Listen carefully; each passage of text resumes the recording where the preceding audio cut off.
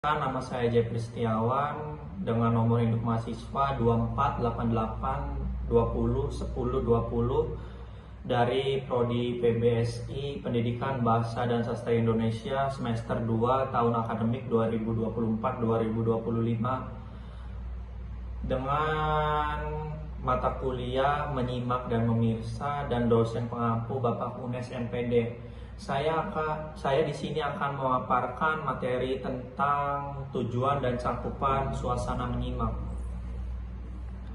Baik, langsung saja saya akan memaparkan materinya.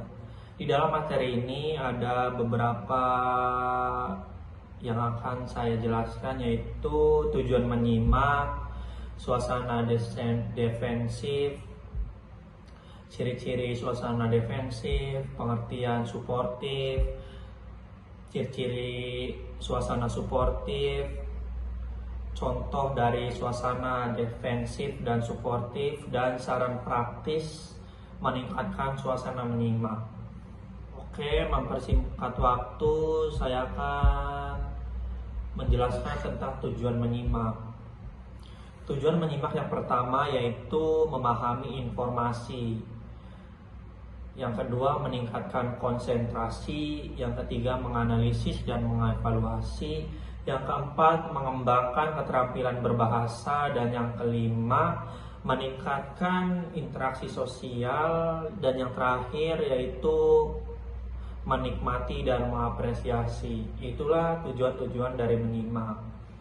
Lalu lanjut ke pengertian defensif. Apa sih defensif itu? Suasana defensif adalah keadaan komunikasi di mana seseorang merasa terancam, tertekan, atau perlu membela diri. Hal ini biasanya terjadi ketika komunikasi mengandung unsur kritik yang tajam, perintah yang memaksa, atau sikap yang merendahkan. Dalam suasana ini juga penerima pesan cenderung bersikap defensif, tidak terbuka, atau bahkan menyerang balik.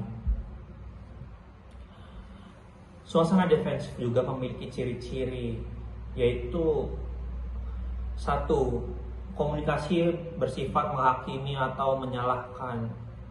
Nah, yaitu audien dan pemateri atau yang ngomong itu saling menghakimi atau saling menyalahkan, saling argu. Begitulah. Yang kedua yaitu adanya ketegangan dan rasa tidak nyaman. Yang ketiga, penerima pesan merasa perlu membela diri atau membantah. Dan yang terakhir yaitu dapat memicu konflik dan kesalahpahaman. Itu adalah ciri-ciri dari suasana defensif. Lalu suasana suportif. Apa sih maksud dari suasana suportif itu? Suasana suportif adalah keadaan komunikasi yang mendorong keterbukaan, rasa saling menghargai, dan kenyamanan dalam berbicara. Dalam suasana ini, lawan bicara merasa didukung dan dihargai, sehingga komunikasi berjalan lebih efektif dan membangun hubungan yang positif. Suasana suportif ini yaitu suasana lawan dari suasana defensif. Nah, suasana suportif juga memiliki ciri-ciri. Ada 4. Yang pertama, yaitu komunikasi bersifat terbuka dan tidak menghakimi. Yang kedua, adanya rasa saling menghargai dan empati. Yang ketiga, penerima pesan merasa didukung dan lebih terbuka dalam proses merespon. Yang keempat, meningkatkan kerjasama dan pemecahan masalah secara konstruktif. Nah, di sini juga ada contoh dari suasana defensif dan suportif. Yang pertama yaitu contoh dari suasana defensif. Misal, kita dalam dunia bekerja kan ada manajer atau pimpinan. Pimpinan ini berkata kepada karyawan yang terlambat menyerahkan laporan, "Kamu selalu lambat dalam mengerjakan tugas. Saya tidak bisu. Kamu selalu lambat dalam mengerjakan tugas. Saya tidak bisa terus-menerus mengandalkanmu. Nah, itu suasana defensif. Lalu contoh dari suasana suportif adalah gini. Saya melihat laporanmu belum selesai. Apakah ada kendala yang bisa saya bantu? Kita bisa cari solusi bersama supaya bisa selesai tepat waktu. Nah, begitulah contohnya dari suasana defensif dan suportif.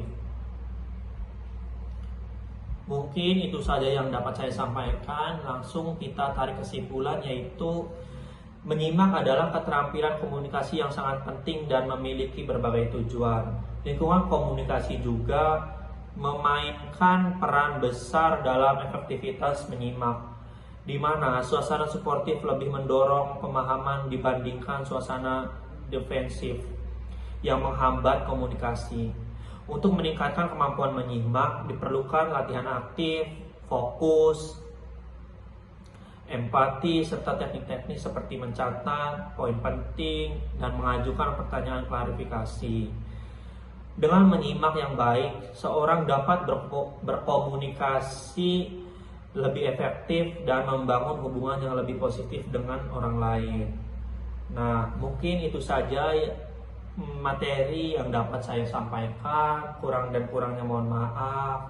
Semoga pemaparan yang saya paparkan ini bisa diterima dengan baik.